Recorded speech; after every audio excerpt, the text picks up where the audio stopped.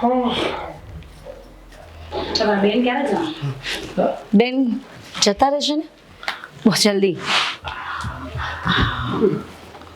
કેમ કઈ ભૂત નથી કે ભાગે છે? ઓ ભૂત શું છે બધું?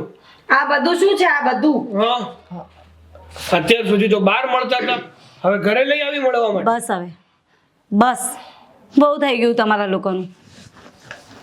જોઈ લો શું જોઈ લે? લીગલી છે, કાનૂની, એટલે તમે લોકો કંઈ પણ નહીં કરી શકો. અને હવે જો ખોટી કચકચ કરશો ને તો મજા નહીં આવશે. અરે પણ બેન આ કઈ રીત છે? કઈ રીત છે? જે રીતે થતું હોય એ જ રીતે કર્યું છે. બાકી ફાડી નાખો. ગાંડી નથી મારી બેન. કઈ વાંધો નહીં, ફાડવું છે લે ફાડી નાખ. આ કાગળિયા ફાટી જાય ને લખાણ કીધું ફાટી જાય. હકીકતમાં મોટી થઈ પણ અક્કલનો કોઈ સાટો નથી તારામાં. નક્કી કરી લો ગાંડી છે કે નથી. હા, હવે તમે કહો કે આ મેરેજ એક્સેપ્ટ કરશો કે પછી? અરે એક્સેપ્ટ ક્યાંથી કરે? વિચાર તો ખરી, આ મારા પપ્પાની ઉંમર જો, આ માસીની ઉંમર જો, આ ઉંમરે લગ્ન કરે તો શું કરાવવાનું? માં આંટી પફળિયો ઉપડો છે લગ્ન કરવાનો. અને તમે તમારે વિચાર તો કરવો જોઈએ ને કે ન જવાય કોઈના ઘરે આવી રીતે. હા. ડાયરેક્ટ આવી ગયા. કોઈના ઘરે થોડા આવ્યા છે, એમના પોતાના ઘરે આવ્યા છે. અને કોણે કહ્યું કે આ ઉંમરે લગ્ન ન કરાય?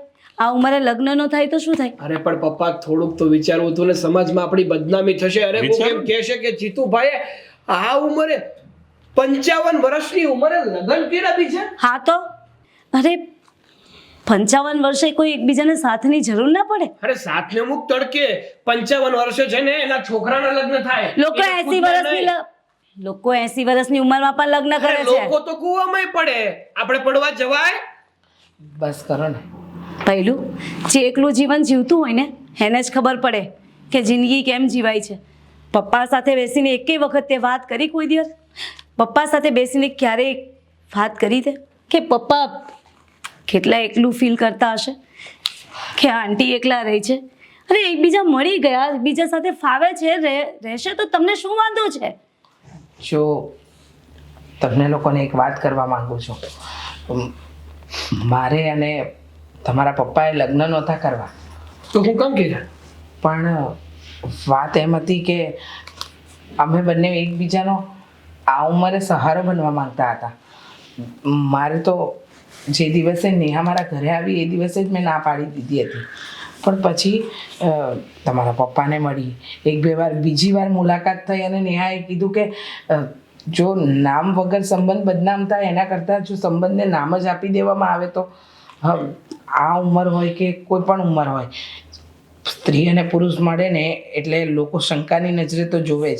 છો ભૈલું, તું સમાજની વાતો કરે છે ને, તો તું જ વિચાર ને કે આંટી અને પપ્પા બહાર મળતા હોત, લગ્ન ના કરે અને એમને મળીએ રાખે તો લોકો શું વિચારે? લોકો ખોટી ખોટી વાતો કરે. હા, ત્યારે આપણા પર કદાચ માને કે કોઈ કલંક લાગે, પણ એ લોકોએ લગ્ન કરી લીધા છે. લગ્ન કર્યા પછી તો કોઈ એ લોકો માટે કંઈ બોલી તો ના શકે, કોઈ વિચારી તો ના શકે ને.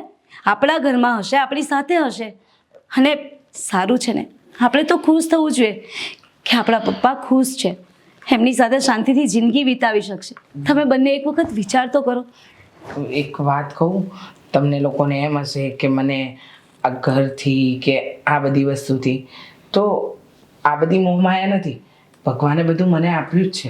હા, પણ કહેવાય ને કે આ જતી ઉંમરે માણસને માણસનો સહારો મળે ને તો એ એની પાછલી જિંદગી શાંતિથી જીવી શકે.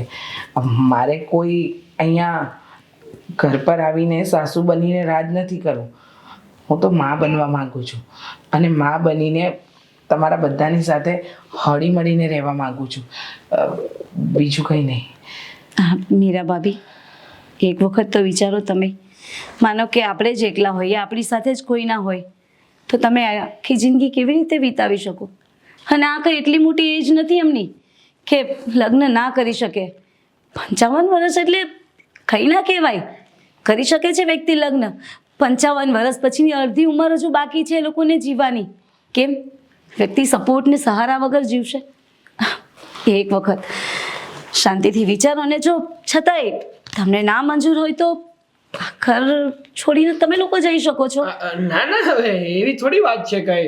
જો મારી વાત સાંભળ મારી બેન, હવે ગમતું તો નથી પણ શું કરીએ હવે. પપ્પાની ઈચ્છા હતી કે એમને આ માસી હારે લગ્ન એટલે કે મમ્મી હારે લગ્ન કરવા હતા તો કરી લીધા.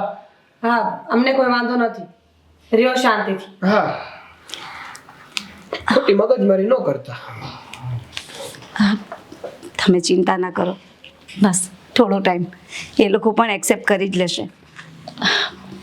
અને પપ્પા અને તમે એમ મૂંઝાયેલા છે ના છો? હસતા રહો ને. આ લગ્ન કરીને લાવ્યા છો, અમને ખુશ રાખવાના હોય હવે તમારે. હો, હું શેનો મૂંઝાયેલો? હા, તમારી જવાબદારી હવે તમે પૂરી કરો. હવે ગાંડી થામા ને તું. જા અંદર જા. સારું.